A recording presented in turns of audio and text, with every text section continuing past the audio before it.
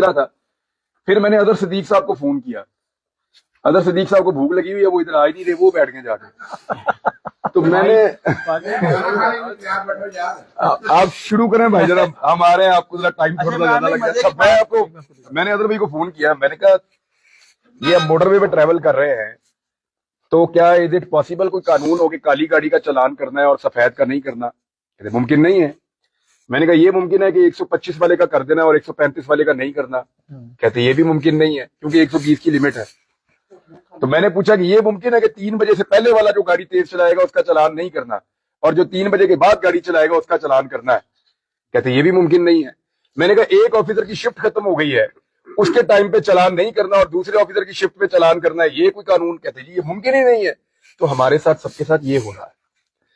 یعنی جب P D M کی جماعتیں تنقید کی گاڑی چلا رہی تھی تو وہ 140 کی سپیڈ پہ چلا رہی تھی ججز کے حوالے سے, تو اس پہ چلان نہیں ہوا. اب ہم جب تنقید کی گاڑی چلا رہے ہیں 121 پہ پہنچتے چلان ہو جاتا ہے, حالانکہ 130 تک کا تو مارجن رکھا ہوا ہے. تو ہمارے ساتھ ہو رہی ہے زیادتی, یعنی اپنی مرضی کا آئین. ہماری سفید گاڑیوں کا چلان ہو رہا ہے اور ان کی کالی گاڑیوں کا چلان نہیں ہو رہا. پی ڈی ایم کی کون سی گاڑیوں کا؟ ویگو ڈالوں کا کہہ رہے ہیں, اظہر بھائی کہہ رہے ہیں. اور اس کے علاوہ جو ہے وہ اچھا یہ ہو گیا. عمر عطا بندیال نے کیوں پھر اتنا ریلیف دیا پی ڈی ایم کو, کیوں نہیں چلان کیا ان پہ؟ ہر ایک کا اپنا اپنا ایٹیچیوڈ ہوتا ہے. دیکھیں میں نے پہلے کہا تھا کہ قاضی فائز عیسیٰ صاحب جتنا بھی کہیں کہ میں میڈیا نہیں دیکھتا, میں نے ان کی شخصیت کے اندر یہ نوٹ کیا کہ ان کو بہت فکر ہوتی ہے کہ لوگ ان کے بارے میں کیا سوچتے ہیں.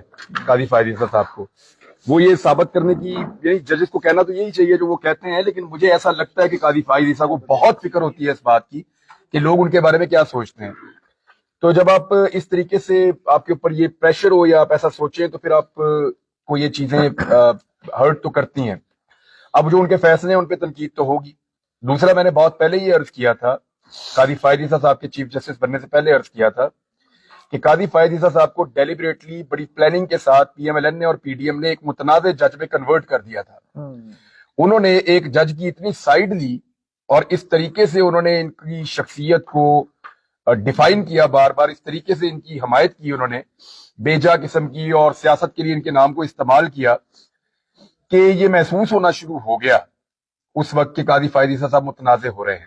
تو چیف جسٹس بننے سے پہلے ان کی شخصیت کو بدقسمتی سے متنازع کیا گیا.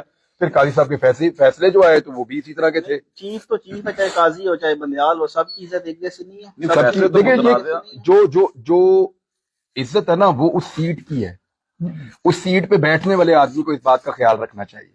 اچھا نام یہ چل رہا ہے فیصلے اگر نون لیگ کی فیور میں آئے تو ٹھیک ہے, پی ٹی اے کے خلاف ہے وہ متنازع ہو گئے, پھر یہ کھلا تضاد والی بات نہیں ہم کریں گے.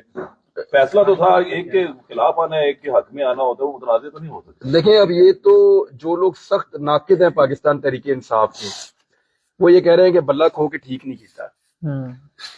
اور وہ ایک شعر ہے مجھے یاد آ گیا, وہ نعیم بخاری صاحب نے غالباً ایک دن سنایا تھا بہت پہلے جب وہ پاکستان ٹیلی ویژن پہ ہوتے تھے. انہوں نے کہا پانی دے وچ مار نہ سوٹا اے پاٹے اے نہیں ہونا تے جو تو چاہنا ہے وہ نہیں ہونا. اچھا میرا یہ کوشچن ہے کہ پتھر اور تو کیا اب بھی چپک ہے سنم جاوید یا وہ؟ دیکھیں سنم جاوید جیل میں ہے اور اس کو الیکشن لڑنے کی اجازت ملی ہے, الیکشن میں کھڑے ہونے کی, الیکشن لڑنے کی بھی اجازت اس کو نہیں ملی. یہ اگر کہیں باہر آ گئی نا تو یہ بھی ایک مصیبت ہے. لیکن اگر کہیں مریم نواز کے مقابلے میں باہر آئے بغیر بھی اس خاتون کو پاکستان تحریک انصاف نے اتار دیا, لیکن مجھے وہاں ٹیکنیکل ایک پرابلم لگتا ہے کیونکہ میاں آباد فاروق نبی جو ان کے کینڈیڈیٹ ہیں انہوں نے بڑی قربانیاں دی ہیں. ان کے بیٹے کی بھی فوتگی ہوگی اس بیچ میں اور بڑے دکھ والے مناظر سے, کیونکہ میں تو تھا نہیں, میں واپس آیا تو مجھے پتا چلا. تو ان کا میرے خیال میں ان کی فیملی کا ایک ہی ٹکٹ ہے اور ایک ہی جگہ سے وہ الیکشن لڑ رہے ہیں, وہ بھی وہی والا حلقہ ہے جہاں سے سنم جاوید ہے, لیکن اس کے 2-3 حلقے اور بھی ہیں سنم کے پاس آپشن. ہو سکتا ہے اس آپشن کے چکر میں وہاں سے مریم کا مقابلہ شاید سنم کے ساتھ نہ ہو, لیکن اگر ہوگا نا تو یہ ٹفسٹ کینڈیڈیٹ ہوگی مریم کے مقابلے میں. بلاول بھٹو آج کل بڑے پی ٹی آئی ووٹرز کے بڑے ہمدرد بنے ہوئے ہیں. بلاول کہتے ہیں ہمیں ووٹ دیں پی ٹی آئی کے لوگ, ہم آپ کو انصاف دلائیں گے. بلاول کا ہیومن رائٹ کے ساتھ کوئی تعلق نہیں ہے. جس قسم کی ہیومن رائٹ کی وائلیشن بلاول کی حکومت نے کیا یا آصف علی زرداری کے سندھ میں ہوئی ہے, آپ پنجاب میں اس کا تصور نہیں کر سکتے. جو حلیم عادل شیخ کے ساتھ ہوتا رہا ہے ذرا ایک دفعہ سوچئے آپ کے اس کے ساتھ ہوا کیا ہے, اور جو مراد علی شاہ کی گورنمنٹ میں ہوا آپ کو پتا ہے سب سے پہلے ارشد شریف کے اوپر، میرے اوپر، باقی صحافیوں کے اوپر جو غلط مقدمات درج ہوئے تھے وہ بلاول کی سندھ حکومت نے دیے تھے، کیپٹن صفدر پہ بھی مقدمہ اور سب سے پہلے مقدمات انہوں نے دیے تھے. تو یہ بات جو ہے وہ آپ ذہن میں رکھیے کہ بلاول بھٹو زرداری ہیومن رائٹس کے دائی کوئی نہیں ہے، نہ انہیں پاکستان تحریک انصاف کے ووٹر سے یا سپورٹر سے کوئی ہمدردی ہے. ایکچولی وہ ووٹ حاصل کرنے کے لیے نورا کشتی لڑ رہے ہیں، انہیں پھر رل جانا اور مل کے انہوں نے بیٹھ جانا. مریم نواز نے، بلاول نے، نواز شریف نے، زرداری نے، یہ ساری نورا کشتی تھوڑی دنوں کے لیے ہے. انہیں پتہ ہے کہ یہ کتنے بھی زور مار دیں یہ کولیشن گورنمنٹ ہی بنا پائیں گے، وہ بھی بہت بڑا دھاندلا کر کے، اس کے علاوہ یہ کر نہیں پائیں گے. اچھا شیخ